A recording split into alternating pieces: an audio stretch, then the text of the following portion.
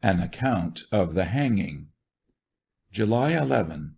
This morning lumber was brought into the prison by the rebels, and near the gate a gallows erected for the purpose of executing the 6 condemned Yankees. At about 10 o'clock they were brought inside by Captain Wirtz and some guards, and delivered over to the police force. Captain Wirtz then said a few words about their having been tried by our own men, and for us to do as we choose with them, that he washed his hands of the whole matter, or words to that effect. I could not catch the exact language, being some little distance away.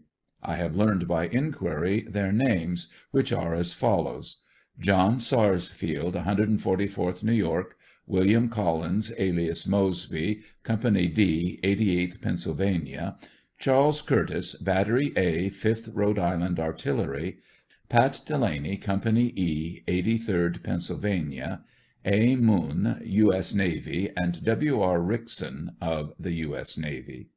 After Wirtz made his speech, he withdrew his guards, leaving the condemned at the mercy of 28,000 enraged prisoners, who had all been more or less wronged by these men.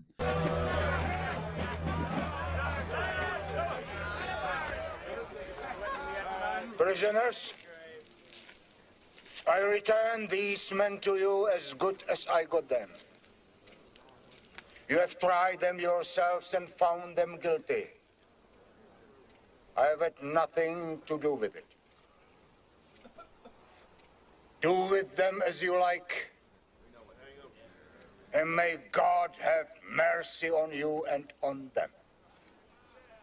Company! About! Face! Forward! March!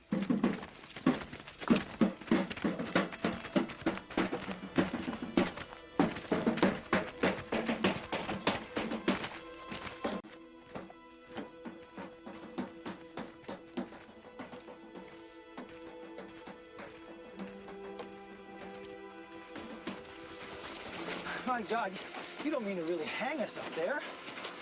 That's about the size of it. Their hands were tied behind them, and one by one they mounted the scaffold. Curtis, who was last, a big, stout fellow, managed to get his hands loose, and broke away and ran through the crowd and down toward the swamp.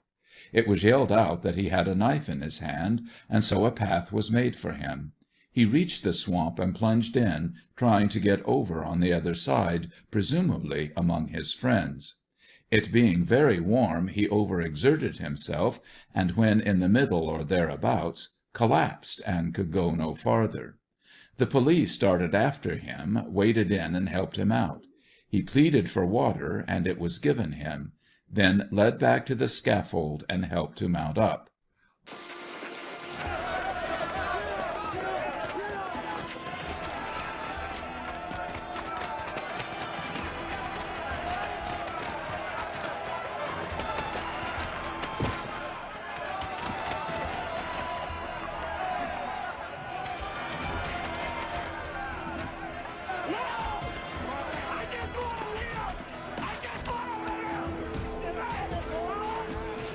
This is nothing.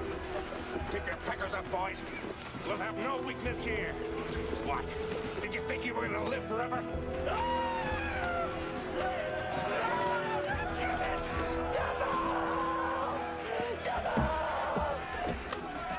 All were given a chance to talk. Munn, a good-looking fellow in marine dress, said he came into the prison 4 months before, perfectly honest and as innocent of crime as any fellow in it. Starvation with evil companions had made him what he was.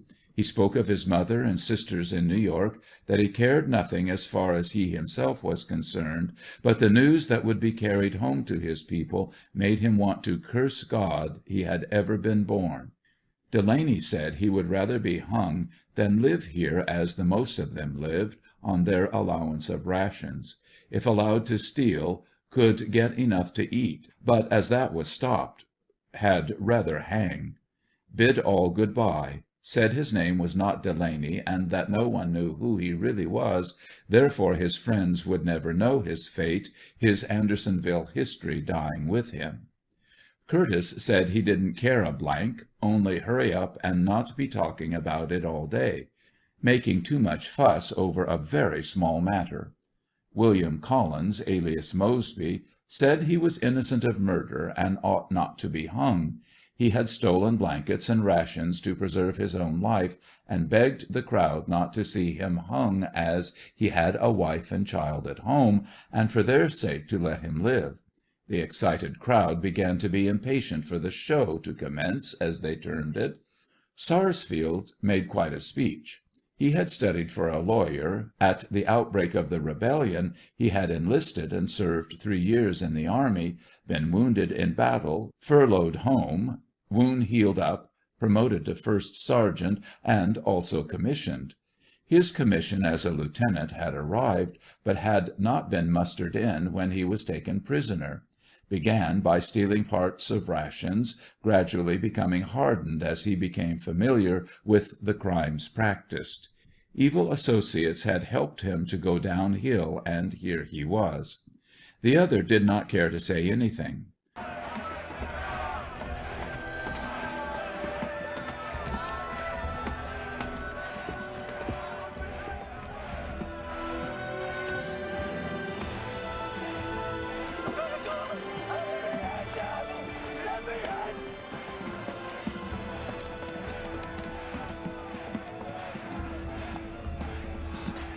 This is nothing, boys. Doesn't matter a damn. Doesn't matter at all.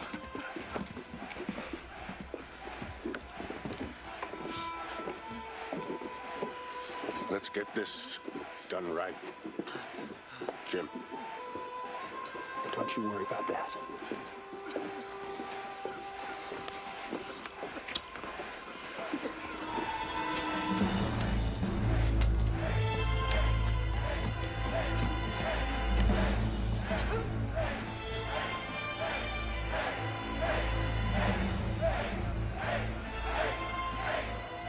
While the men were talking, they were interrupted by all kinds of questions and charges made by the crowd, such as, "Don't lay it on too thick, you villain!" "Get ready to jump off!" "Cut it short!" "You was the cause of so-and-so's death!"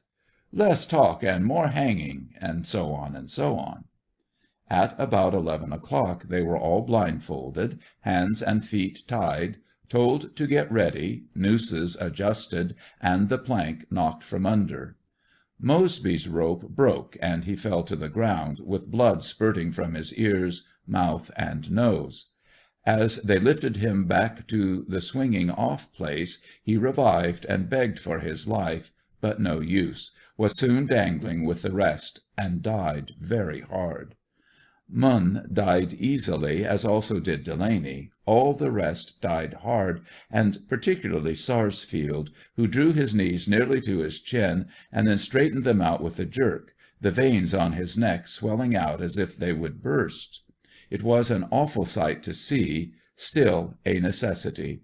Mosby, although he said he had never killed anyone, and I don't believe he ever did deliberately kill a man, such as stabbing or pounding a victim to death, yet he has walked up to a poor sick prisoner on a cold night and robbed him of blanket, or perhaps his rations, and, if necessary, using all the force necessary to do it. These things were the same as life to the sick man, for he would invariably die.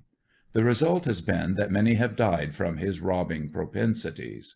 It was right that he should hang, and he did hang most beautifully, and Andersonville is the better off for it. None of the rest denied that they had killed men, and probably some had murdered dozens.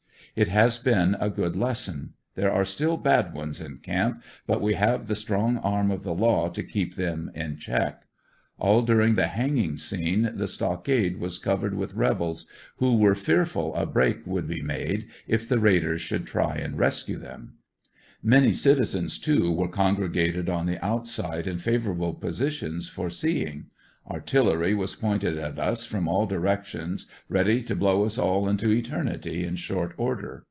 Wirtz stood on a high platform in plain sight of the execution, and says we are a hard crowd to kill our own men.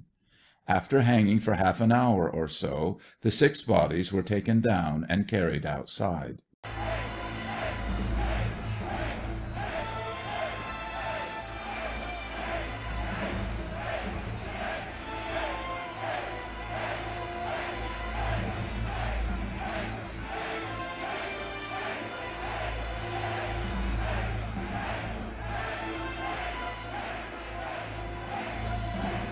Boys on 3. 1.